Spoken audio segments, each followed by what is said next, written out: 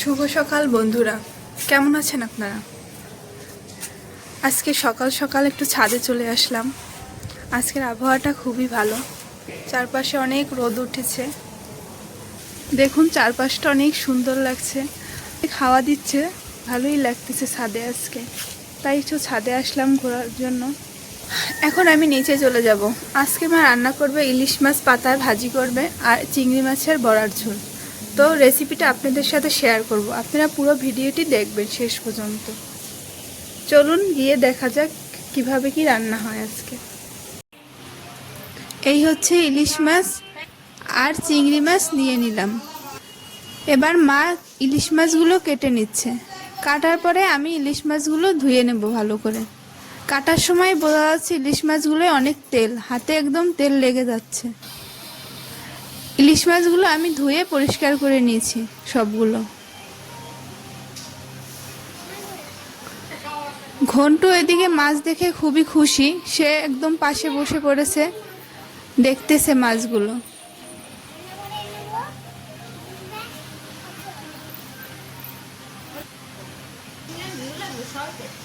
নারিকেল কোরানো হয়ে গেছে। এবার মা ইলিশ মাছগুলো রান্না করবে, এজন্য মশলাগুলো দিয়ে দিতেছে। হলুদ গুঁড়া, মরিচের গুঁড়া দিয়ে দিল, এবার দিল জিরা গুঁড়া, এরপর দিয়ে দিল সরিষা বাটা।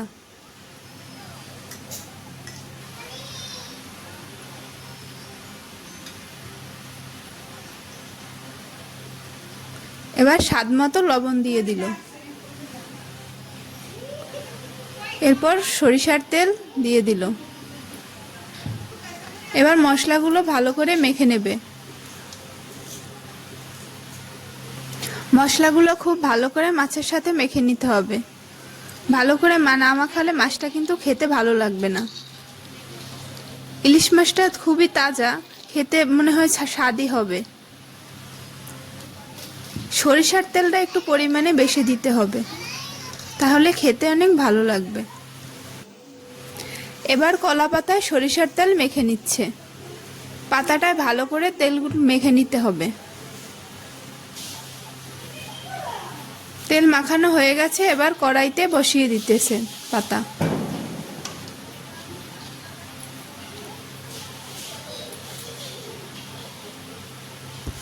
এখানে দুইটা পাতা নিয়ে নিছে, নিচে একটা উপরে একটা। মাছ একটু বেশি, এজন্য দুইটা পাতাই দিছে। এবার মাছগুলো একে একে সাজাই দিতেছে।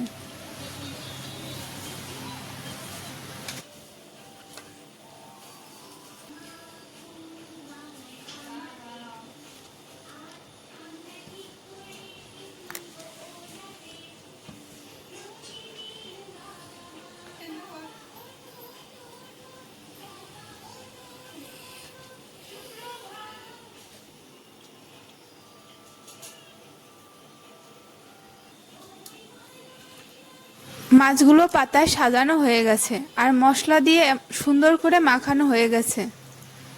এবার সামান্য পরিমাণে একটু জল দিয়ে দিতে হবে। মশলাগুলো মাখানো খুবই ভালো হয়েছে মাছের সাথে।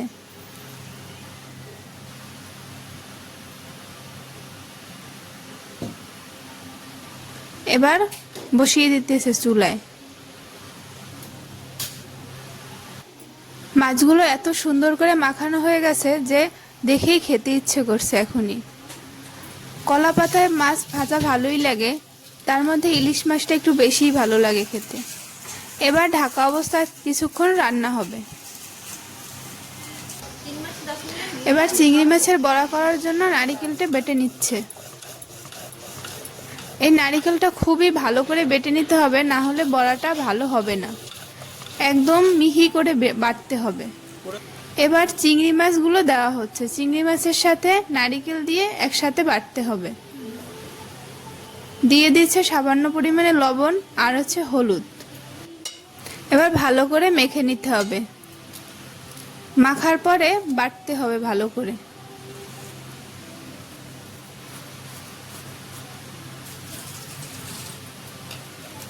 নারিকেল আর মাছটা খুবই ভালো করে বাটতে হবে, না হলে কিন্তু বড়াটা ভালো হবে না। তা যতটা সম্ভব মিহি করে বাটতে হবে। এই যে বাটা হয়ে গেল, এবার তুলে নেব।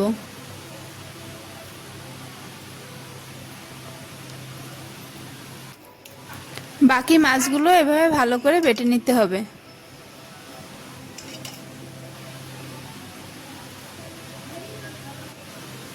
চিংড়ি মাছের এটা একটা খুবই মজাদার রেসিপি। এবার চিংড়ি মাছের বড়ার ঝোল করার জন্য মশলা নিয়ে নিচ্ছে। প্রথমে দিয়ে দিয়েছে মরিচের গুঁড়া, দিয়ে দিয়েছে চিনি, এবার হলুদের গুঁড়া, এবার মশলাগুলো খুব ভালো করে জলের সাথে মিশিয়ে নিচ্ছে। কড়াইতে তেল দিয়ে গরম হয়ে গেলে এরপর মশলাগুলো দিয়ে দিতে হবে।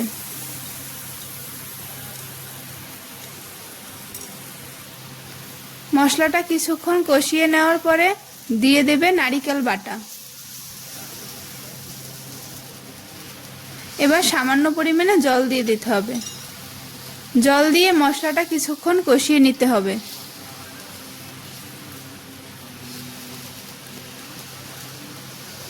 এবার দিয়ে দেব স্বাদ মতো লবণ। এবার ঝোলের জন্য জল দিয়ে দিতে হবে।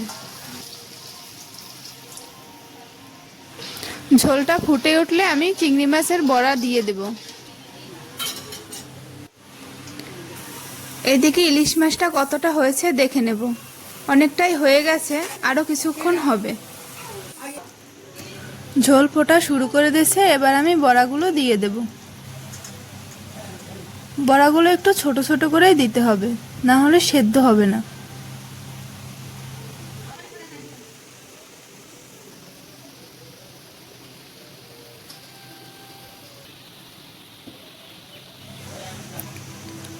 বড়াগুলো কিন্তু সুন্দর করে দেখেন ফুলে ফুলে উঠছে।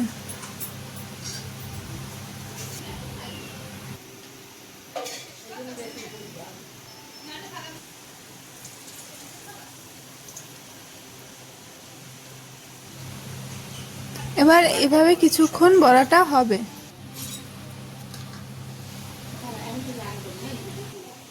চিংড়ি মাছের এই রান্নাটা করতে একটু সময় লাগে, কিন্তু খেতে বেশ ভালোই লাগে। এবার আপনার বাসায় রান্না করে খাবেন, দেখবেন ভালো লাগবে। দেখেন বড়াগুলো কিন্তু ফুলে ফুলে উঠছে, হয়ে গেছে বড়াগুলো।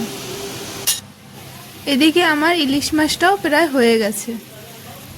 এবার আমি সরিষার তেল দিয়ে দেব একটু। শেষের দিকে একটু সরিষার তেল দিয়ে দিলে সেন্টটা খুব ভালো আসে আর খেতেও খুব ভালো লাগে। আমার ইলিশ মাছটা হয়ে গেছে, এবার নামিয়ে নেব। এদিকে বড়ার ঝোলটাও প্রায় হয়ে গেছে, এবার আমি এটা নামিয়ে নেব। নামানোর পরে আবার আমি সোমবার দেব।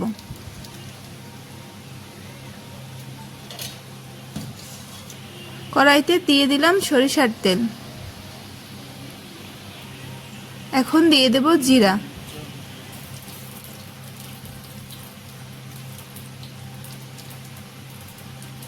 দিয়ে দেব তেজপাতা। কিছুক্ষণ লাল লাল করে ভেজে নেওয়ার পরে বড়ার ঝোলটা দিয়ে দেব।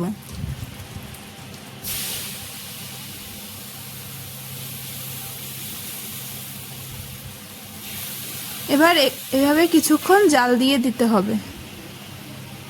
এখন দিয়ে দেব গরম মশলার গুঁড়া।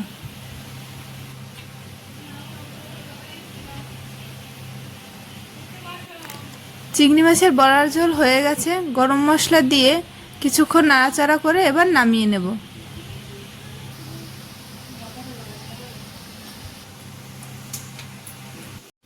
খেতে বসে পড়েছি। প্রথমে নিয়েছি চিংড়ি মাছের বড়ার ঝোল, এরপর খাবো ইলিশ মাছ দিয়ে।